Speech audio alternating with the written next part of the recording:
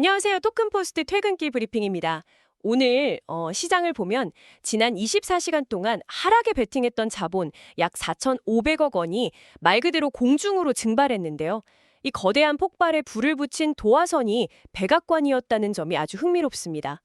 오늘 심층 분석에서는 단순히 비트코인이 얼마 올랐다 이런 표면적인 숫자 너머를 짚어보려고 합니다. 네, 매일 쏟아지는 뉴스 속에서 개별 사건들에만 집중하다 보면 그 자본이 흘러가는 전체적인 큰 그림을 놓치기가 쉬운데요. 맞아요. 맥락을 놓치기 쉽죠. 그래서 오늘 이 논의를 함께 따라오시는 투자자분들이 가장 중요한 인사이트만 챙겨가실 수 있도록 거시적 변수와 구조적 변화를 차분하게 해독해 드리겠습니다. 네, 좋습니다.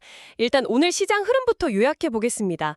전반적인 상승 흐름이 아주 뚜렷한데요. 비트코인이 2.71% 상승해서 78,012달러를 기록했고, 이더리움은 3.2% 올라서 2,393달러에 도달했습니다. 네, 여기서 우리가 눈여겨볼 지표가 바로 비트코인 도미넌스입니다. 무려 59.73%까지 올랐거든요. 아, 대형 자산 쪽으로 자금이 아주 묵직하게 들어오고 있다는 뜻이네요. 겉보기엔 펀더멘털이 아주 탄탄한, 건강한 상승장처럼 보입니다. 네, 하지만 파생상품 시장의 데이터를 조금만 들여다보면 현물 시장의 고요한 수면 아래에서 완전히 다른 이야기가 펼쳐지고 있습니다. 앞서 오프닝에서 말씀하신 4,500억 원, 정확히는 3억 8,099만 달러 규모의 레버리지 포지션이 단 24시간 만에 강제로 청산됐습니다. 어마어마한 규모네요. 더 중요한 건 청산의 방향성입니다. 최근 4시간 동안 발생한 청산 물량의 약 90%가 하락에 베팅했던 숏 포지션이었습니다. 특정 거래소, 그러니까 게이트나 비트겟 같은 곳에서는 이 비율이 96%에서 97%에 달하기도 했죠. 97%나요? 그럼 거의 하락을 예상했던 투자자들이 일방적으로 휩쓸려 나갔다는 뜻이군요. 그런데 여기서 메커니즘이 잠깐 헷갈리는데요. 투자자들이 숏 포지션에서 청산당했다는 건 돈을 잃었다는 건데 이게 어떻게 비트코인 가격을 78,000달러까지 폭발적으로 밀어올리는 원동력이 되는 건가요? 그 역설적인 현상을 이해하려면 파생상품 거래소의 기계적인 강제 청산 시스템을 보셔야 합니다. 아, 그 비치볼 비율을 쓰면 이해가 쉽겠네요. 해변에서 커다란 비치볼을 양손으로 물속에 억지로 꾹 누르고 있다가 갑자기 손이 미끄러지면 하늘로 높이 튀어오르는 현상 말이죠. 이게 시장에서 말하는 숏스퀴즈잖아요. 아주 정확한 비유입니다. 파생상품 시장에서도 똑같은 일이 벌어지는 거죠. 투자자들이 하락을 확신하고 빚을 내서 매도 포지션을 잡았는데 반대로 가격이 조금씩 오르면 담보금이 부족해지는 순간이 옵니다. 이때 거래소 시스템은 이들의 포지션을 강제로 종료시키려고 시장에 나와 있는 자산을 가격 불문하고 기계적으로 매수해버립니다. 하락에 베팅했던 포지션을 닫으려면 결국 자산을 다시 사들여야 하니까요. 그렇죠.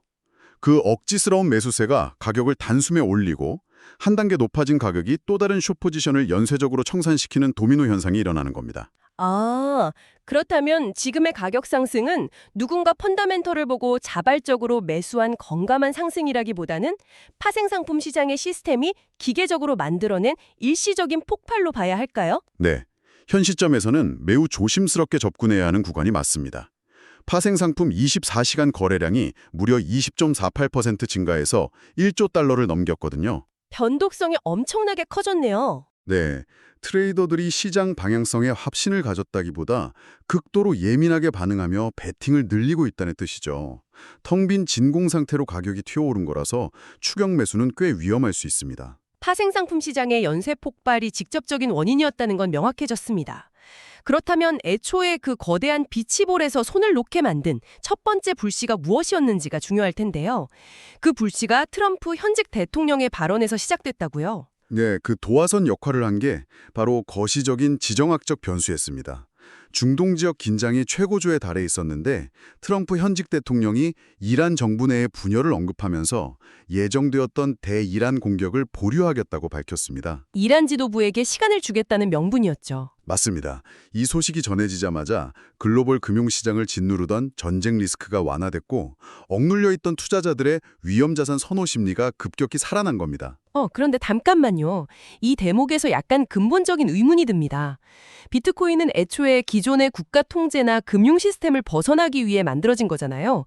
전통적인 지정학적 긴장 완화가 어떻게 이 탈중앙화 자산의 가격을 즉각적으로 끌어올리게 된 건가요? 그게 바로 최근 암호화폐 시장에 일어난 가장 거대한 구조적 변화입니다. 과거에는 비트코인이 지정학적 위기 때 디지털 금처럼 독자적으로 움직였을지 모르지만 이제는 완전히 거시경제와 동조화된 그 매크로 자산으로 편입되어 버렸습니다. 기관 투자자들이 들어오면서 평가 기준 자체가 전통 금융의 잣대로 바뀌었기 때문이군요. 네, 정확합니다. 거대 펀드를 굴리는 기관들의 포트폴리오를 보면 주식, 채권, 그리고 이제 비트코인까지 하나의 바구니에 담겨 있습니다. 이들은 거시 변수에 따라 포트폴리오의 위험 노출도를 기계적으로 조절하거든요. 중동 긴장이 완화되니까 다시 리스크 스위치를 켜고 비트코인 쪽에 막대한 자금을 넣은 거네요. 바로 그겁니다. 나스닥 기술주와 비트코인이 거의 같은 결로 움직이는 구조가 된 거죠. 아, 차트만 들여다봐서는 절대 시장을 읽을 수 없겠네요. 자, 그럼 단기적인 변동성을 넘어 시장의 장기적인 방향성을 결정짓는 규제와 기술 이슈로 넘어가 보죠. 최근 러시아 하원인 국가두마가 디지털 화폐 법안을 1차로 통과시켰는데 그 내용이 굉장히 모순적이라고요. 네. 국가 권력이 블록체인을 바라보는 이중성을 가장 잘 보여주는 사례입니다. 러시아가 대외적으로는 암호화폐를 재산으로 규정하고 서방 제재를 우회하기 위한 국경 간 무역 정산에는 블록체인을 허용하기로 했습니다. 국제 무역을 이어가기 위해서 탈중앙화 네트워크의 이점을 적극 활용하겠다는 거네요. 맞습니다. 그런데 문제는 내부 정책이죠.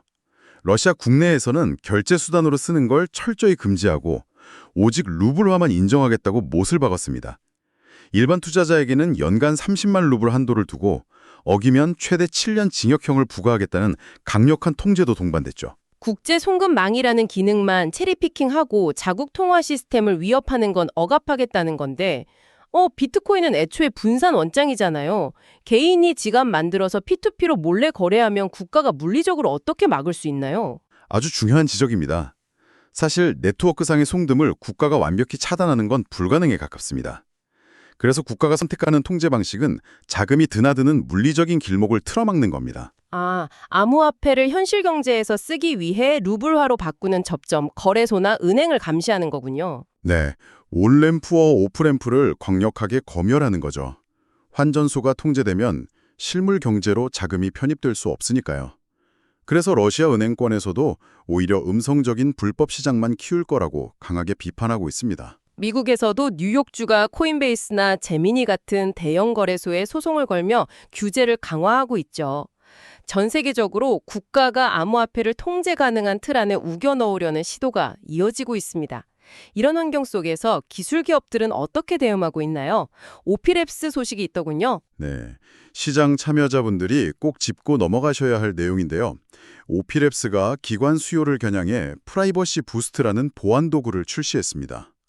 이게 규제 준수와 거래 프라이버시라는 핵심적인 모순을 동시에 해결해주는 기술입니다. 규제의 준수와 프라이버시 충돌이라 이게 구체적으로 어떤 딜레마죠? 전통 금융기관이 디파이 생태계에 들어오려면 자국 규제에 맞춰서 고객 알기 제도, 즉 KYC를 지키고 투명한 장부를 정부에 제출해야 합니다. 네, 그런데 퍼블릭 블록체인은 거래 내역이 전 세계에 다 공개되잖아요. 바로 그 지점입니다.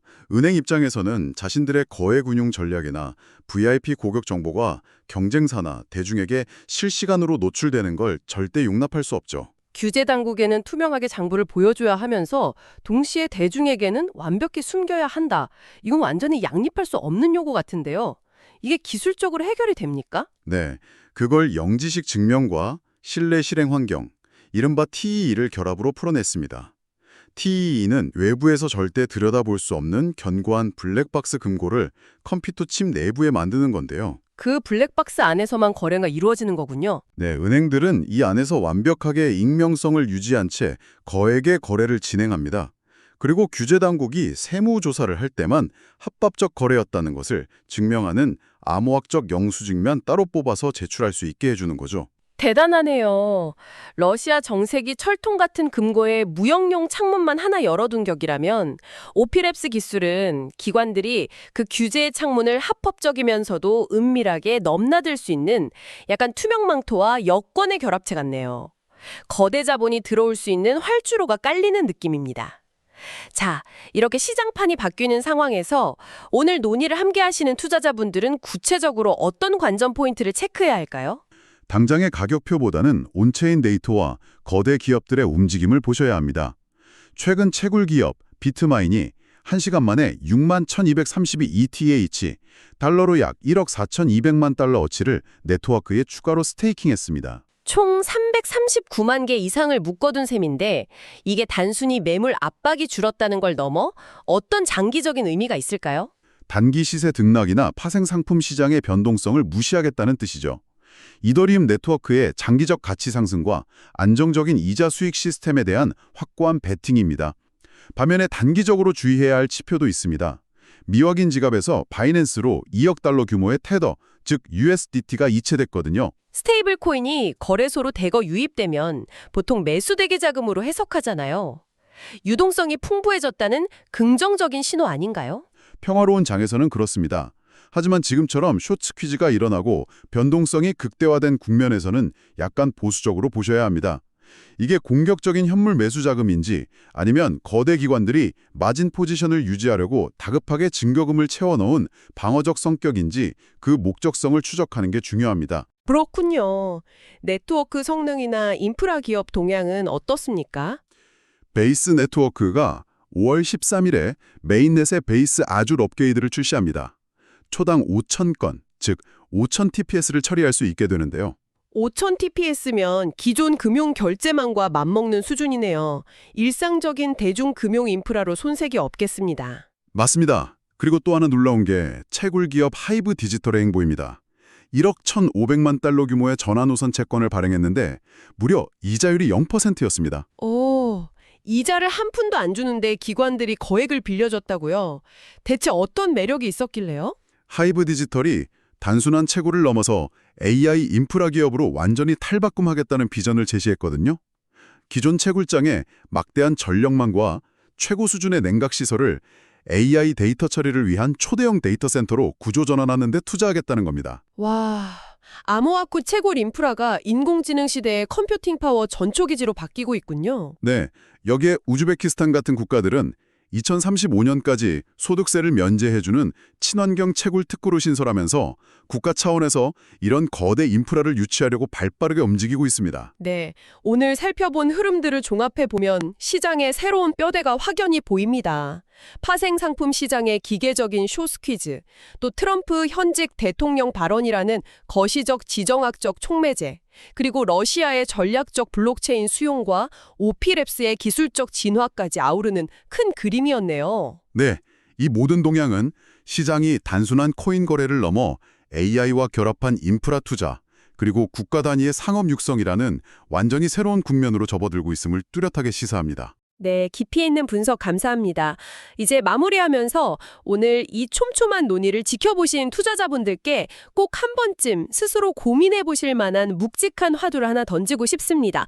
원래 기존의 금융 시스템과 국가의 일방적인 통제를 벗어나기 위해 탄생한 암호화폐가 지금은 국제 제재를 피하려는 러시아 같은 국가나 강력한 KYC를 요구하는 거대 금융기관들의 가장 유용한 도구가 되어가고 있습니다. 이것은 탈중앙화 철학이 세상을 변화시킨 궁극적인 승리일까요? 아니면 역설적인 체제 수능일까요? 시장의 맥락을 읽어나가는 투자자분들께서 한 번쯤 고민해볼 만한 화두가 아닐까 싶습니다. 지금까지 토큰포스트 퇴근길 브리핑이었습니다. 시장의 흐름과 뉴스의 맥락을 이해하는 데 도움이 되길 바랍니다.